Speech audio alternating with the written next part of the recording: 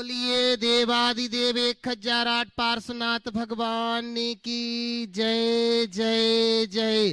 श्रवण संस्कृति के उन्नायक प्रातः स्मरणीय आचार्य भगवंत विद्यासागर जी महामुनि राज की जय जय जय जय। बोलिए शंका समाधान करता गुणायतन प्रणेता भावना योग प्रवर्तक तरुणाई के प्रखर वक्ता पूज्य मुनिवर श्री प्रमाण सागर जी महाराज की जय जय जय।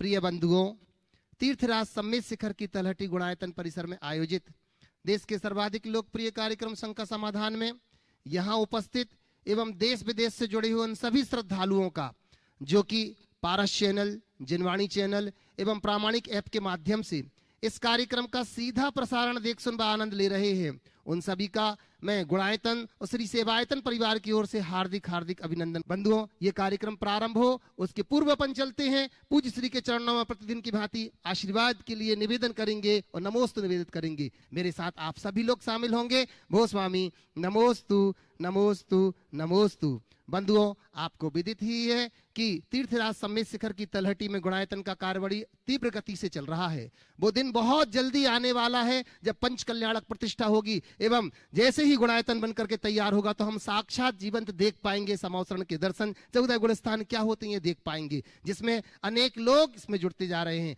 आज पुनः संबद्ध हुए हैं जो नए रूप से ट्रस्टी निर्वाण मित्र के रूप में आज शामिल हुए हैं हमारे गुणायतन से। मैं उनको यहाँ पर बुलाना चाहूंगा। पहले मैं देख रहा हूं बंधुओं, आपसे निवेदन करूंगा कि आप कर्ता ध्वनि से उनका अभिनंदन जरूर करें। श्रीमती अनुराधा जी महावीर जी इंगले सांगली से इन्होंने अपने आप को निर्वाण मित्र के रूप में गुणायतन से जोड़ा है। मैं आपसे भी निवेदन करूंगा, आप चाहें तो किसी न किसी योजना से आप जुड़ सकते हैं, चाहे निर्वाण योजना हो या कि सदस्य योजनाओं से जुड़ करके आप गुणायतन का सहयोग कर सकते हैं। वही बंधुओं जो निर्वाण निधि से निर्वाण मित्र के रूप में आए हैं, ऐसे असीम जैन, श्रीमती धरित्री जैन थाला वाले यूएसए से जोरदार ताली बजा करके हम उनका अभिनंदन करते हैं। आज उनके जन्म दिवस के अवसर पर उन्होंने ये काम किया। गुणायतन और श्री सेवायतन परिवार की ओर से उनको जन्म दिवस की बहुत बहुत बधाई देते हैं बंधुओं। और आज हमारे बीच में यहाँ पर प्रत्यक्ष हैं जिन्होंने अपने आप को गुणायतन से निर्वाण मित्र के रूप में जोड़ा है।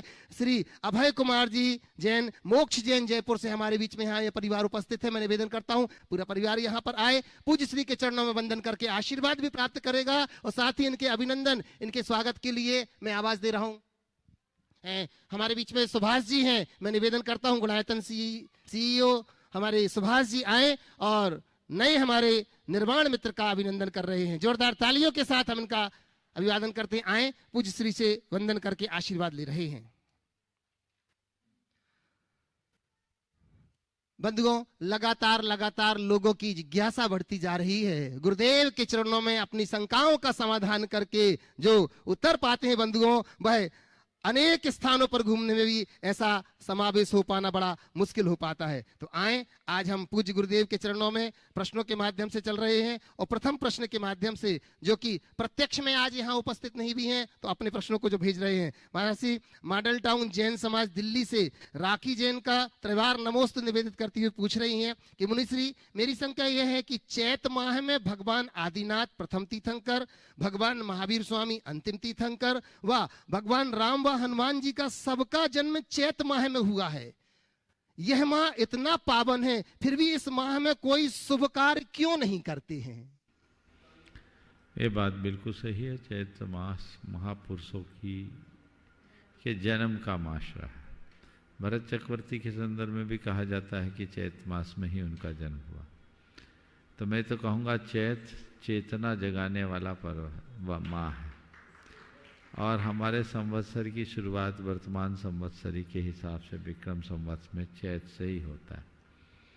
जहाँ तक इस माह में शुभ कार्य प्रारंभ नहीं करने का सवाल है, ये बात नहीं। चैत माह में निषेध नहीं है। ज्योतिष शास्त्र के अनुसार सूर्य 12 महीने में 12 राशियों में रहता है और जिस समय मीन राशि में सूर्य रहता है वो प्रायः 15 मार्च से 15 अप्रैल के बीच का समय आता है। इसमें कहा जाता है कि मीन का सूर्य जिस समय हो उस समय कोई खास कार्य नहीं करना चाहिए। पहले तो किसान लोग धरती पर हल भी नहीं चलाते थे। ऐसी लोक मान्यता थी कि इन दिनों धरती रजस्वला रहती। तो मीन का सूर्य जब होता है तब कोई अच्छा कार्य नहीं करने का विधान है।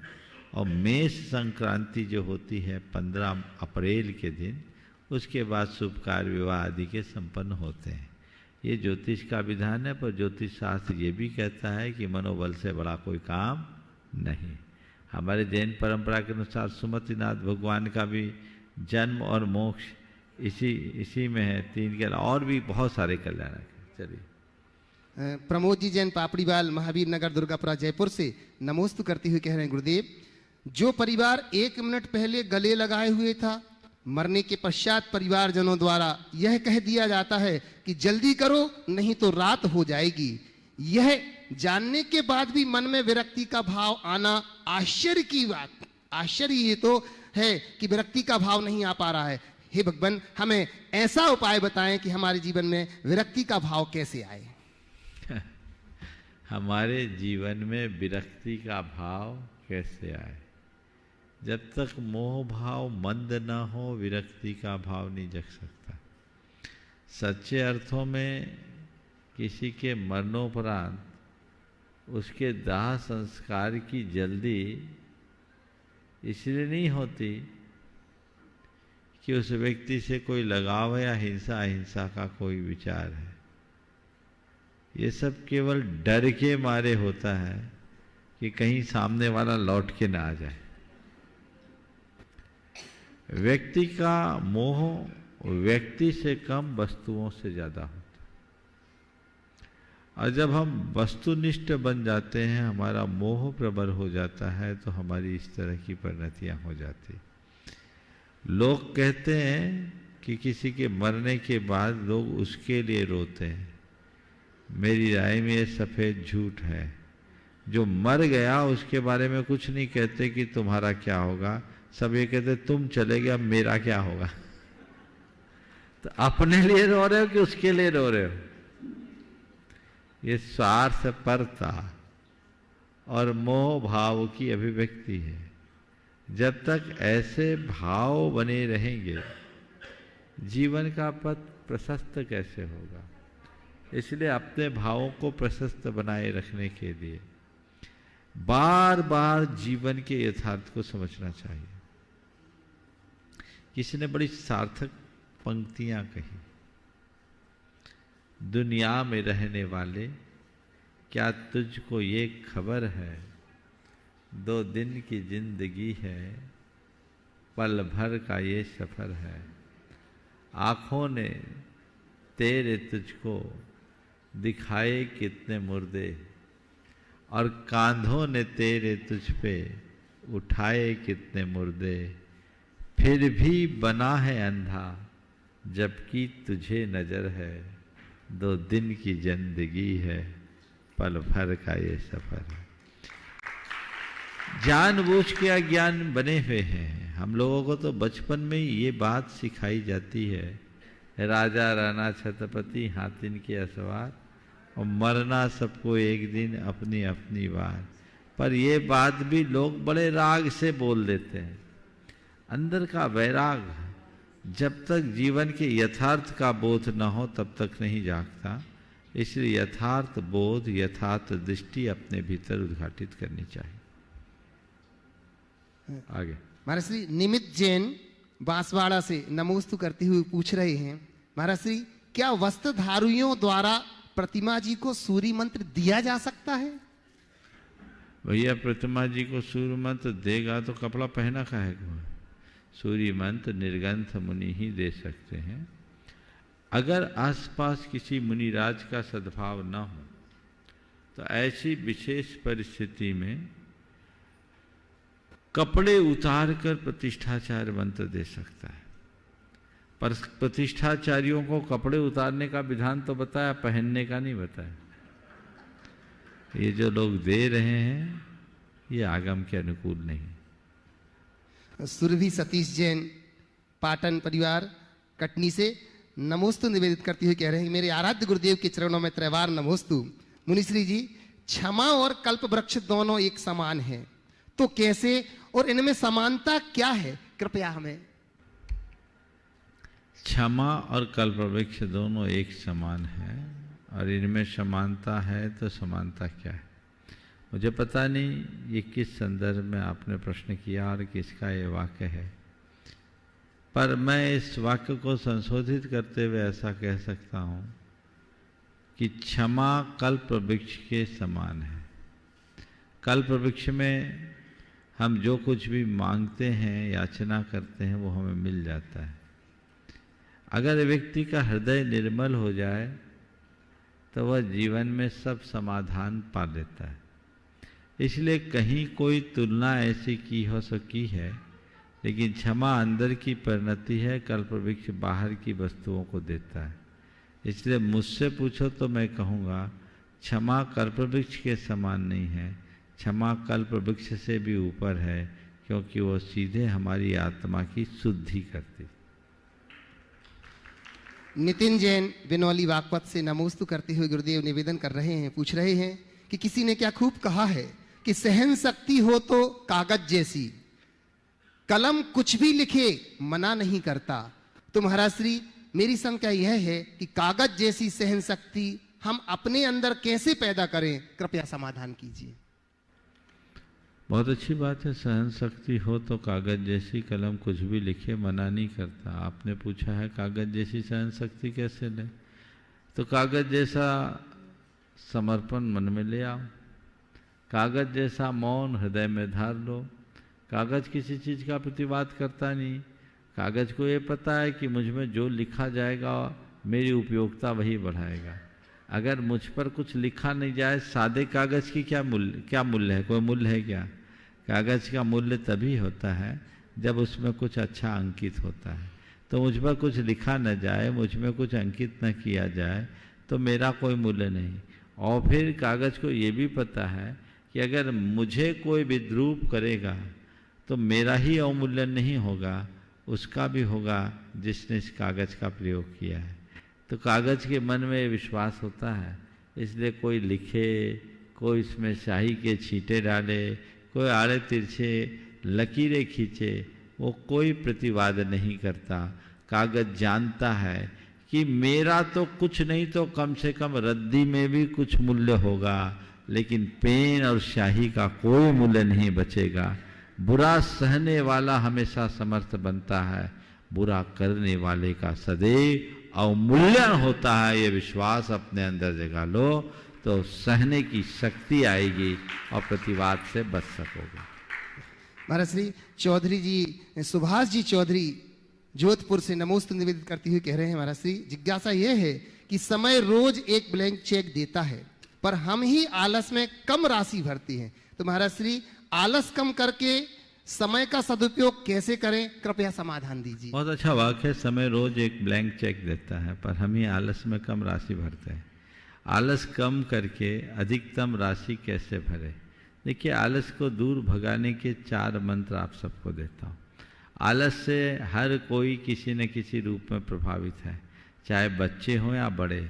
बच्चे भी सुबह से आलस आते हैं, उनको उठने में आलस आता है, अपना काम करने में आलस आता है, और बड़े भी जो आलस करते हैं वे अपना अवसर खोते हैं। आलस से बचना है तो 4 बातें अपने जीवन में, अपने हृदय में अंकित कर ले, आप आलस से सदैव मुक्त हो जाएंगे। पहली बात, अपने कार्य के प्रति संकल्पित हो जाएं कि मुझे जो कार्य करना है वो करना ही है। संकल्प किसी भी काम के लिए हमें उत्साहित करता है। जब भी हम संकल्पित होते हैं तो लगता है ये काम करना है, और संकल्प नहीं, ठीक है कर लेंगे, नहीं करेंगे। तो संकल्प स्थिरता देता है, संकल्प हमें सक्रिय बनाता है, संकल्प से हम सचेष्ट होते हैं और संकल्प से हमें सिद्धि मिलती है। इसलिए आलस से बचना है तो पहले हमें संकल्प से अपने आप को बचाना चाहिए, संकल्प से अपने आप को बांधना चाहिए। जब हम अपने आप को संकल्प से बांधेंगे तो आलस से अपने आप को मुक्त कर पाएंगे। आलस्य से बचने का दूसरा रास्ता ये है कि रोज के अवसरों की समीक्षा करें। जो अवसर हमें मिला, दिन भर हमें अवसर मिला, उसका हमने लाभ उठाया या खोया। अगर हम इसकी समीक्षा करते हैं तो हमें समझ में आएगा कि एक अच्छा अवसर हमने खो दिया। काश हमने ये चूक नहीं की होती तो हमारे लिए लाभ मिल सकता था। तो ये समीक्षा, रोज रोज की समीक्षा अगर व्यक्ति करे तो अपने आप आगे बढ़ सकता है। तीसरी बात, अपने आप को आलस्य से मुक्त करना चाहते हैं तो अपने लक्ष्य को सामने रखें। मुझे जो लक्ष्य पाना है और उस लक्ष्य को प्राप्त करने के लिए एकदम समर्पित रहें। लक्ष्योन्मुखी दृष्टि मनुष्य को अलसाने नहीं देती। आज आप लोग यहाँ आए हो, मुझे बहुत सारे लोग वंदना करके भी आए होंगे, दूर दूर ठहरे होंगे, शरीर बोल रहा होगा थकान है, चलो अब क्या करना है, थोड़ा यहीं सुस्ता लो, लेकिन आप लक्ष्य बना कर आए कि आज हमें शंका समाधान में सम्मिलित होना ही है। तो आपके लक्ष्य ने आपको यहाँ तक पहुँचाया। आपके मन के आलस्य ने आपके पैर में न जाने कितनी बार ब्रेक लगाए होंगे कि नहीं, लेकिन आपकी लगन ने, आपकी लक्ष्य निष्ठा ने आपको यहाँ तक पहुँचा दिया। आप यहाँ आए तो संकल्प रखे, समीक्षा करे, लगनशील बने, लगनशील अपने लक्ष्य के प्रति समर्पित बन करके रहें। आपका आलस्य आपके निकट नहीं आएगा। और आलस्य का कारण गरिष्ठ भोजन और ज़्यादा भोजन है। थोड़ा कम खाएं, हल्का भोजन लें तो इससे भी आलस्य दूर भागेगा। ये काम करे।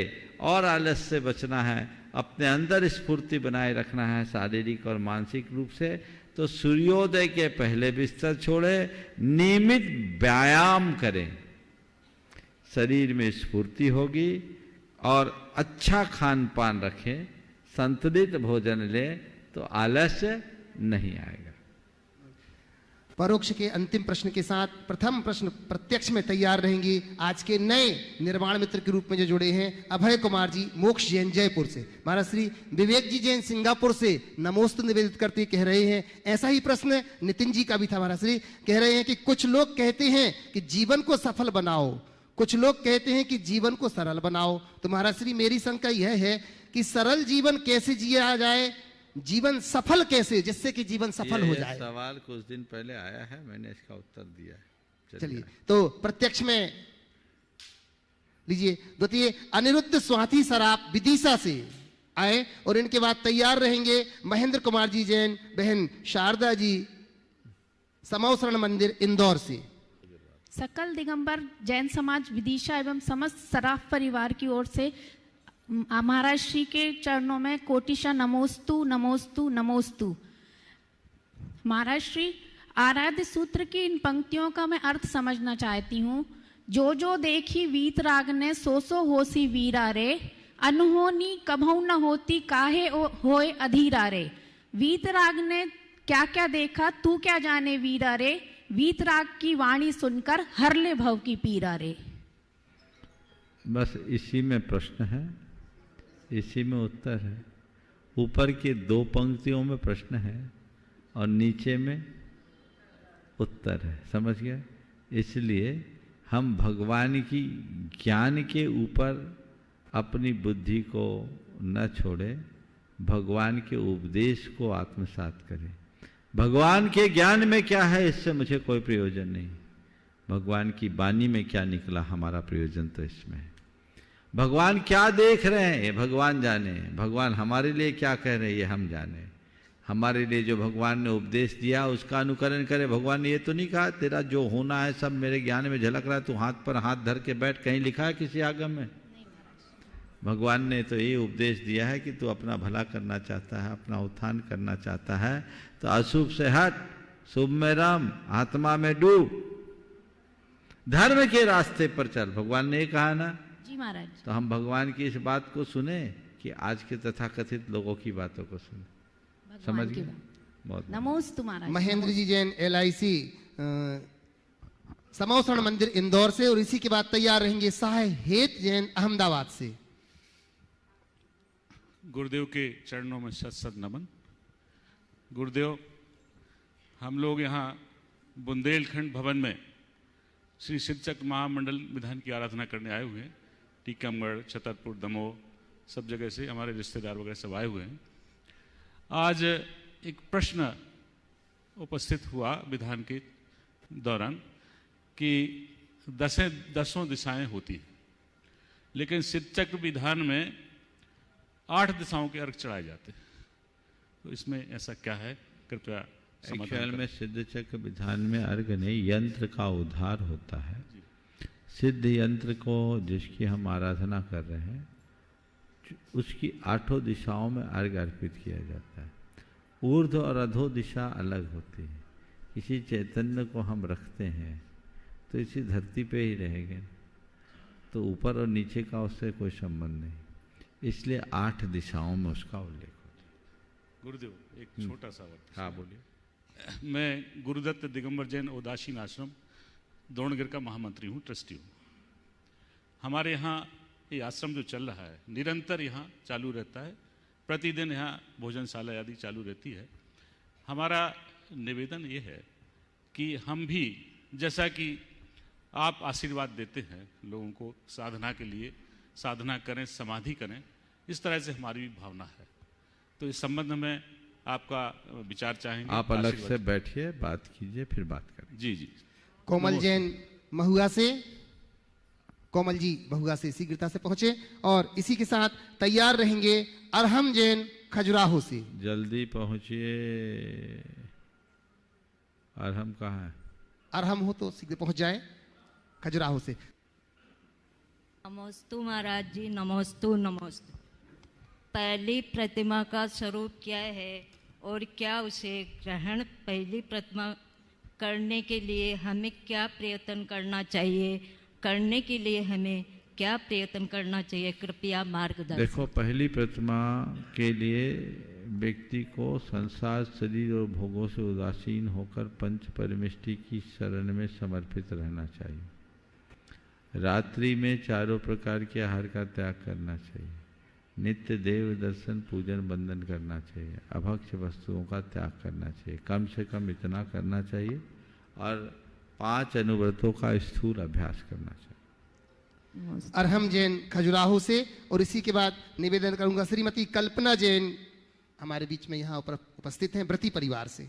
नमोस्तु महाराज जी, मेरा प्रश्न है कि मंदिर जी में हम परिक्रमा क्यों लगाते हैं और 3 परिक्रमा क्यों फिर लगाते से हैं? बोलो। मेरा प्रश्न ये है कि मंदिर जी में हम परिक्रमा क्यों लगाते हैं और 3 ही क्यों लगाते हैं, और कोई लोग 108 परिक्रमा लगाते हैं। देखो, परिक्रमा समर्पण का द्योतक है। जिनकी हम प्रदक्षिणा बना लगा रहे हैं उन्हें अपना इष्ट मान रहे हैं और उनके ऊपर अपना सब कुछ वारने को तत्पर है। इस भाव से परिक्रमा लगाई जाती है। 3 परिक्रमा मन, वचन और काय की शुद्धि और मन, वचन, काय का प्रतीक है। मन से, वाणी से और शरीर से आपकी परिक्रमा लगा रहे हैं। परिक्रमा का मूल प्रयोजन यही है, 3 परिक्रमा लगाना। लेकिन कालांतर में 3 परिक्रमा के साथ 108 परिक्रमा भी उसको भक्ति के रूप में, कोई 1008 परिक्रमा लगाने लगे। ये उसकी भक्ति का एक अंग बन गया। लगाने में कोई हानि नहीं है, कम से कम 3 जरूर लगाना चाहिए। महाराज जी, एक और प्रश्न। लेकिन कहीं कहीं मंदिरों में लोग 108 परिक्रमा लगाते हैं, माला फेरते हैं, भागते भागते परिक्रमा करते हैं। ऐसा करना मुझे थोड़ा कम जचता है। आराम से, इत्मीनान से करो, कोरम पूरा नहीं करो। एक सज्जन ने, मैंने देखा, एक बड़ा मंदिर था, उसकी 108 परिक्रमा लगाते थे और बहुत तेजी से भागते हुए लगाते थे। सुबह सुबह रोज परिक्रमा लगाते। मैंने पूछा, भाई आप इतनी भागते हुए परिक्रमा क्यों लगाते? बोला, महाराज डायबिटिक हूँ। डायरेक्ट डॉक्टर ने कहा कि आपको पैदल चलना है, 3 किलोमीटर 4 किलोमीटर चलना है। 108 परिक्रमा में लगा लेता हूँ, लगभग 35-40 मिनट में मेरे किलोमीटर पूरे हो जाते। उनका तर्क कि हम इधर उधर घूमेंगे, उससे अच्छा है भगवान की परिक्रमा लगा दे ताकि संसार की परिक्रमा से बच जाए। तो ये अगर दृष्टिकोण है तो इसको गलत नहीं कहा जा सकता। लेकिन भैया, तन को स्वस्थ करने के लिए परिक्रमा लगाओ न लगाओ तुम जानो, मन को मस्त बनाए रखने के लिए परिक्रमा लगाओ, संसार की परिक्रमा छूट जाएगी। महाराज जी, एक छोटा सा प्रश्न और है। और चलो बोलो। महाराज जी, जब हम स्कूल जाते हैं तो मंदिर जी में 2 प्रतिमाएं हैं, वेदियां हैं, 2 वेदियां हैं, तो हम जल्दी में एक ही लगा, मतलब एक में दर्शन कर पाते हैं। तो महाराज जी, कोई दोष तो नहीं लगता है इसमें? दोष तो भगवान तो नाराज नहीं होते, पर ये बताओ दूसरे भगवान से कोई कम लगाव है क्या? अगर दूसरे में भी ढोक दे दे तो कितना समय एक्स्ट्रा लगेगा? 5 मिनट। 5 मिनट तो कोई नहीं देता भगवान को। 2 मिनट। 2 मिनट भी बहुत ज़्यादा है, कुछ सेकेंड लगेंगे बेटा। तो हम अपने पुण्य को दोहरा करें, एक जगह अच्छे से दर्शन कर ले, दूसरी जगह ढोक दे के जाए तो ज़्यादा अच्छा। नमोस्तु श्रीमती कल्पना जी जैन, और उसी के बाद मैं निवेदन करूंगा संगीता जैन देहरादून से। परम पूज्य आचार्य श्री के चरणों में, सागर समाज मुनि श्री के चरणों में, सागर समाज की समूची सागर समाज की ओर से नमोस्तु नमोस्तु नमोस्तु गुरुदेव। नमोस्तु गुरु जी। मेरा एक प्रश्न ये है, पहले का समय था तो उस समय रूठे को मनाया जाता था, फटे हुए कपड़े को सिला जाता है, पर आज का समय ऐसा है कि न रूठे को मनाया जाता है न फटे को सिला जाता है। तो इस समस्या की, इस क्षति की पूर्ति कैसे की जाए? ऐसा है कि पहले लोग रूठे को मनाते थे, फटे को सिलते थे, क्योंकि जुटे हुए रहते थे। आज लोग रूठे को मनाते नहीं, फटे को सिलाते नहीं, क्योंकि वो टूटे हुए हैं। क्या बोल रहा हूं? टूटे हुए हैं। जो अंदर से जुटा हो वो रूठे को मनाएगा, जो अंदर से टूटा है वो रूठे को क्या मनाएगा? अंदर से जुड़ो। परस्परता, प्रेम, आत्मीयता और बंधुत्व जैसे उदात्त मूल्य हमें अंदर से जोड़ते हैं। आज इन मूल्यों का घोर अभाव हो रहा है। इस कारण रूठ गया तो रूठ गया, और लोग टूट जाने देते हैं। अंदर से जुड़ा रहेगा तो कोई रूठा है तो मनाएगा। आज भी जिससे जुड़ा होता है, पहली कोशिश होती है वो रूठे नहीं, और रूठ जाए तो टूटे नहीं, उसे मना लो, और मना भी लेते हैं। और कुछ लोग तो इसीलिए रूठते हैं कि कोई हमें मनाए, और रूठने के बाद कोई नहीं मनाता तो बड़ा बुरा हाल हो जाता है। हाँ, एक घर में एक महिला थी, बहू आई, थोड़ी गुस्सैल थी, बात बात में रूठ जाती थी। अब जब जब रूठती थी तो उसको मना लिया जाता था, लेकिन अब उसे उसका रोज का ही धंधा हो गया कि रूठे और मुंह फुला के बैठ जाए, बाद में लोग मनाए उसे किसी तरीके से। उसके इस व्यवहार से घर के लोग भी थोड़े परेशान हो गए। एक रोज सबने आपस में तय कर लिया कि अब की बार ये रूठेगी तो कोई नहीं मनाएगा। अब वो रूठ करके घर से चले गई। सुबह से रूठ के गई कि अब कोई आएगा, घंटा आध घंटा में बुलाएगा। अब माँ बेचारी का उपवास हो गया, कोई पूछा ही नहीं। सुबह से शाम हो गई, अब शाम हो गई तो क्या करे? अब घर में भैंस घुसी, चर के आई शाम के टाइम में। अब जब घर में भैंस घुसी, उसने भैंस का पूंछ पकड़ लिया और कही, मैं कह रही हूं ना मुझे मत ले जा, मुझे मत ले जा, मुझे मत ले जा मुझे मत ले जा, और पूंछ पकड़ के घर चले गई। तो रूठने के बाद भी वो जुटी हुई थी, इसलिए घर में आ गई। अगर टूटी होती तो लौट करके नहीं आती। इसलिए जुटे रहो, परस्परता का महत्व समझो, प्रेम और बंधुत्व का मूल्य जानो। जीवन की उन्नति केवल उसी में। संगीता जी जैन देहरादून से, और इसी के बाद मैं निवेदन करूंगा श्रीमती रेखा जी सुनील जी, CFO गुड़ायतन। गुरुदेव नमस्तु नमस्तु नमस्तु। संगीता का नाम लिया, चलो ठीक है, इसके बाद देना। हाँ, महाराज श्री के चरणों में 3 बार नमस्तु नमस्तु। महाराज जी, मेरी शंका का एक समाधान ये है, हमारे जो बड़े जो हमारे बीच से चले जाते हैं। हाँ, फिर से बोलिए। हमारे बीच से जो बड़े हमारे मतलब चले गए, मम्मी पापा जी, हम उनकी फोटो अपने घर में रखते हैं। तो ये कहाँ तक उचित है और कहाँ तक अनुचित है? इसका थोड़ा मुझे समाधान कीजिए। अपने पुरखों की तस्वीर घर में लगाना उचित है या नहीं?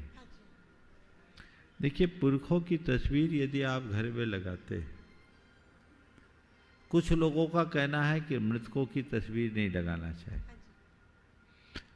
और वास्तु की दृष्टि से, अन्य दृष्टि से कहते हैं।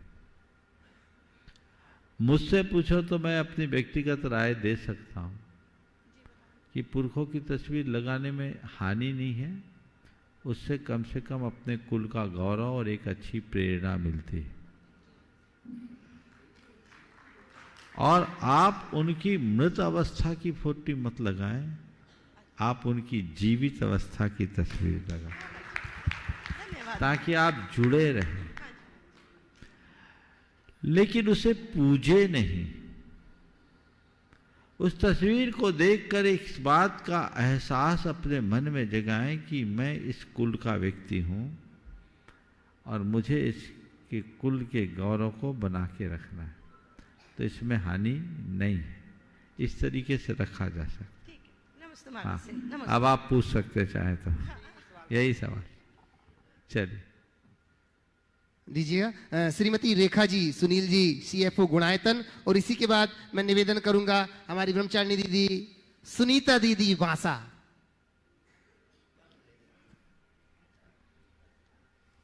गुरुदेव के चरणों में बारंबार नमोस्तु नमोस्तु नमोस्तु।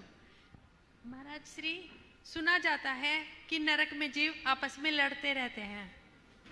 मेरी शंका ये है कि परिवार में भी जो मनुष्य आपस में छोटी सी जिंदगी में लड़ते ही रहते हैं, क्या उनके पुराने संस्कार होते हैं या उनके मानसिक और शारीरिक कमजोरी होती है? मुझे नहीं मालूम पुराने संस्कार होते या नहीं, पर मैं ये मानता हूं कि सब नरक जाने का पासपोर्ट बना रहे।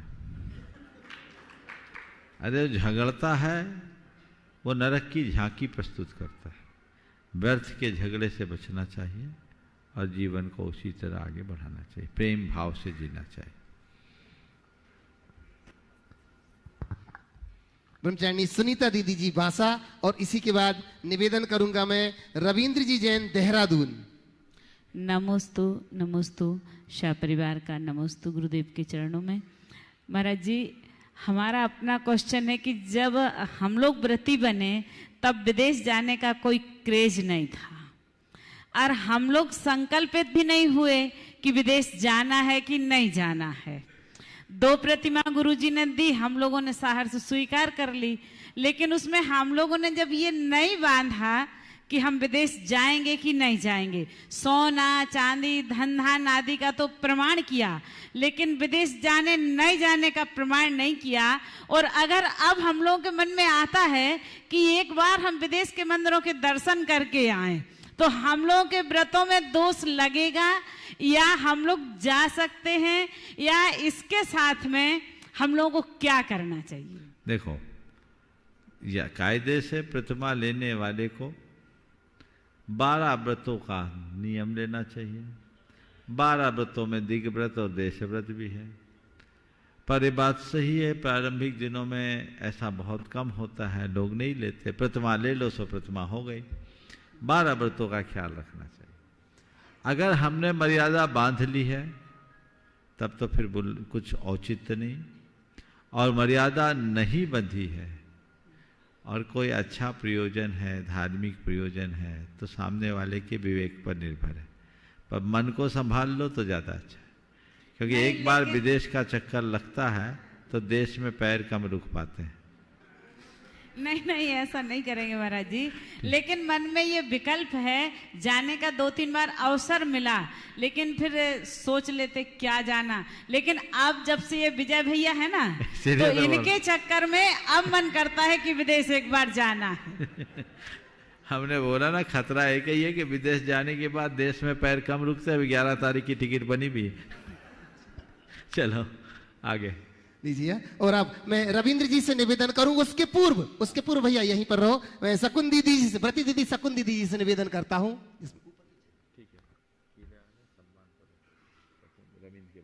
जल्दी बोलो जल्दी। शकुन दीदी, व्रती दीदी शकुन दीदी सागर से, और उसके बाद रविंद्र जी जैन, देहरादून। नमोस्तु महाराज जी। महाराज श्री, जब कोई बुरा कार्य करना होता है तो बुरा कार्य करना होता है तो संयोग तुरंत मिल जाते हैं, और वही अच्छा काम करने के लिए संयोग बड़ी मुश्किल से मिलता है, तो ऐसा क्यों? देखो, धुआं बहुत तेजी से उठता है, सुगंध धीरे धीरे फैलता है। बेशरम तुरंत लग जाता है, चंदन को उगाने में बहुत वर्ष लगते हैं। अच्छाइयाँ प्रयत्न से बढ़ती है, बुराइयाँ अपने आप पसरती है। इसलिए अगर बुरे कार्य में लोग सहयोग दे रहे हैं तो कोई बड़ी बात नहीं कि कार्य ऐसा है, अच्छे कार्य में दिया गया सहयोग ही सहयोग। नमस्ते। लीजिएगा रविंद्र जी जैन देहरादून से।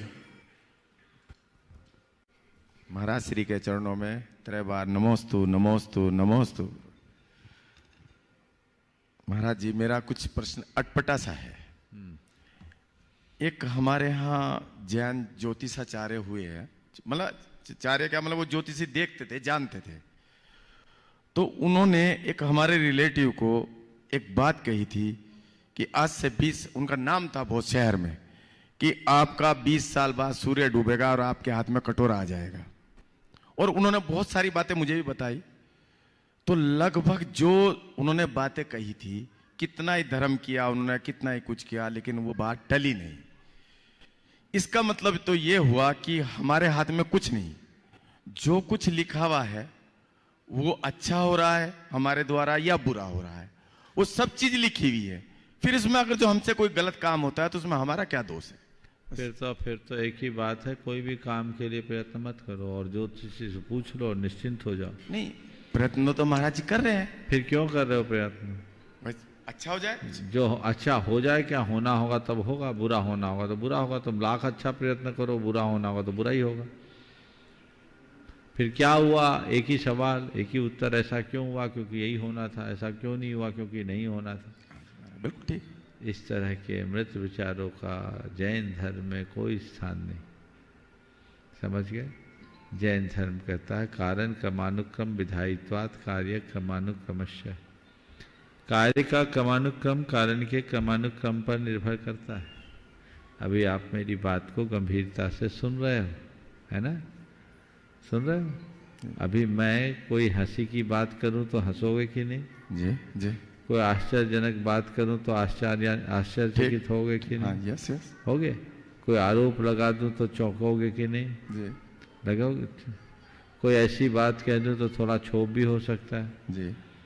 ये सब क्यों आ रहा है?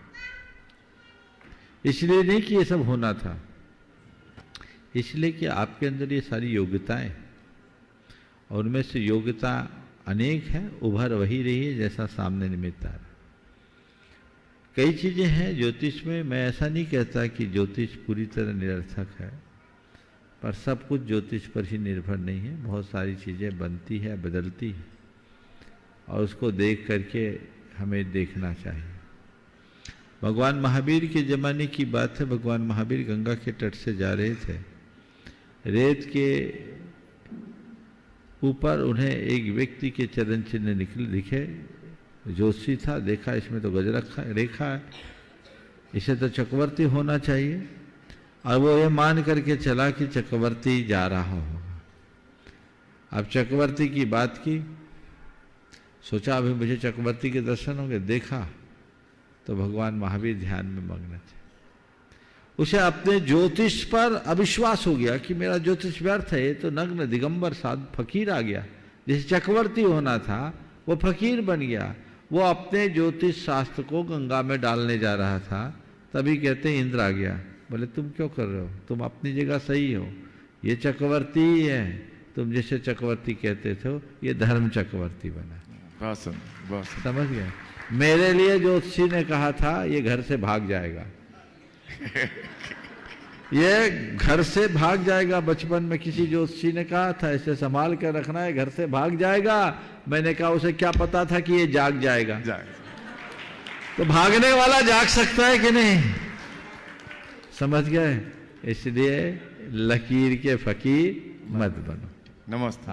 बंधुओं, हमें बड़ी प्रसन्नता है, आज एक और परिवार ने अपने आप को हमारे गुणायतन परिवार से जोड़ लिया है, जो यहाँ पर उपस्थित है। बड़े सम्मान के साथ मैं उनको यहाँ पर बुला रहा हूँ। वो अपना प्रश्न तो रखेंगे, पर उसके पूर्व गुणायतन परिवार उनका अभिनंदन करेगा। श्री चंद्रकांता जी जैन, धर्मचंद जी जैन गोधा भोपाल से मैं निवेदन करता हूँ पूरा परिवार यहाँ पर आए, और वीना जी काला जमुनिया से, रुचि जी पाटनी, मानवित जी देता, पूरा परिवार यहाँ पर उपस्थित है। निवेदन करता हूँ कि आए। मैं इनके अभिनंदन करने के लिए हमारे एनएल जैन साहब से निवेदन करता हूं, गुणायतन कोषाध्यक्ष आए और इनका अभिनंदन करेंगे। जोरदार जोरदार तालियों के साथ अभिनंदन करें। इन्होंने अपने आप को गुणायतन से सूत्रधार के रूप में जोड़ लिया है बंधुओं, और ये सूत्रधार धीरे धीरे धीरे धीरे आप देखेंगे आगे बढ़ते जाएंगे। आ रहे हैं, पूज्य गुरुदेव के चरणों में वंदन कर रहे हैं हमारे एनएल जैन साहब, इनका अभिनंदन करेंगे और फिर अपना ये प्रश्न रखेंगे। और इनके प्रश्न के बाद फिर मैं निवेदन करूंगा, तैयार रहेंगे अनिमेश जी जैन गोमिया से। आ जाएं।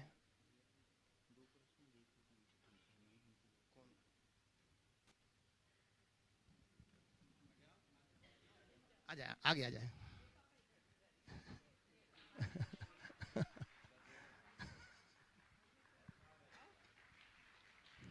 मानवित भाई आगे आ जाओ। जोरदार तालियों के साथ अभिनंदन। और अब अपना प्रश्न रख रहे हैं आप, पहुंचिएगा, लीजिए आप शीघ्रता से पहुंचिए, अपना प्रश्न लीजिए, यहीं से पूछ लें चाहो तो। भैया माइक दे दो। नहीं, आप पूछ रहे मम्मी, पहुंचे। और इसके बाद तैयार रहेंगे अनिमेश जैन गोमिया से।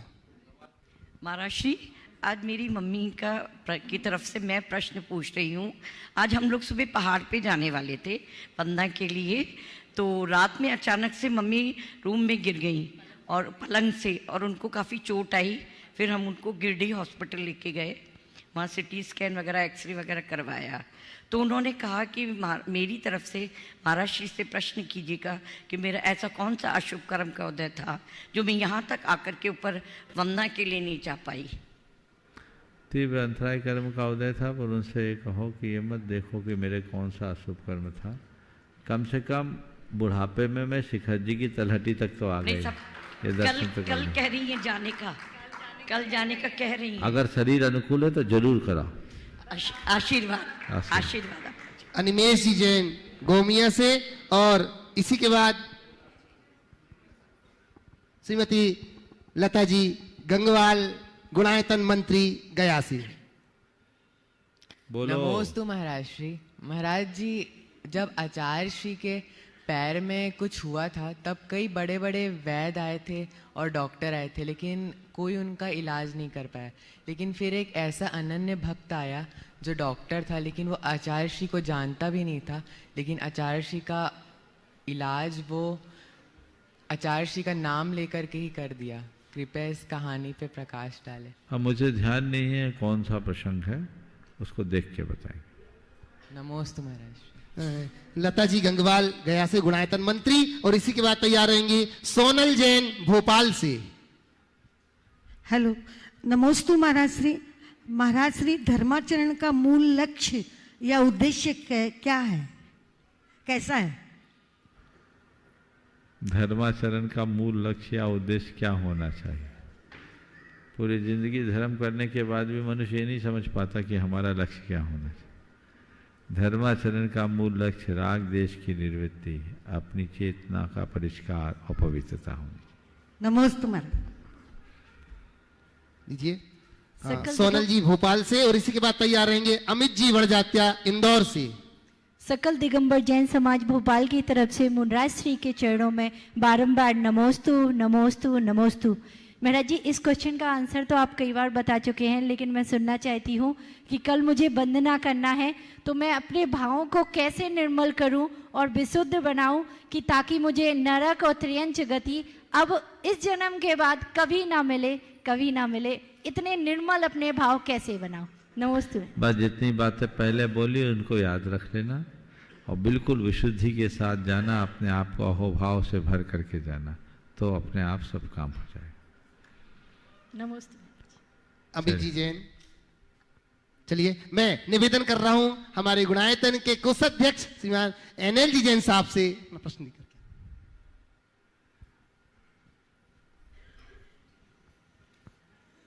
परम पूज्यवर, सादर नमन, वंदन। महाराज श्री, मेरा जो प्रश्न है उसका कल आपने कुछ जवाब दिया है। मेरा प्रश्न मौन से संबंधित है। मन, मौन और मनन, तीनों में पारस्परिक संबंध, सहज संबंध क्या है पहली बात। दूसरी बात, क्या महाराज जी एक आदमी को लक्ष्य प्राप्त करने के लिए मौन की कितनी आवश्यकता हो सकती है? मन, मौन और मनन, इनका पारस्परिक सहसंबंध क्या है? और मोक्ष पाने के लिए मौन, लक्ष्य पाने के लिए मौन की क्या भूमिका है? देखिए, मन, मौन और मनन। मन जब मुखरित होता है तो मनन होता है, और जब हम मौन होते हैं तो हमारा मनन और अधिक बढ़ता है।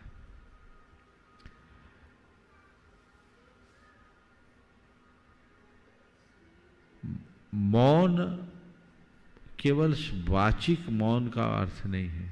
मौन का अर्थ केवल वचनों से चुप रहने का नाम मौन नहीं। मौन का अर्थ अपनी प्रवृत्तियों का रुक जाना, जिसमें शरीर, वचन और मन तीनों। जब हमारी बाहरी प्रवृत्तियां रुकती है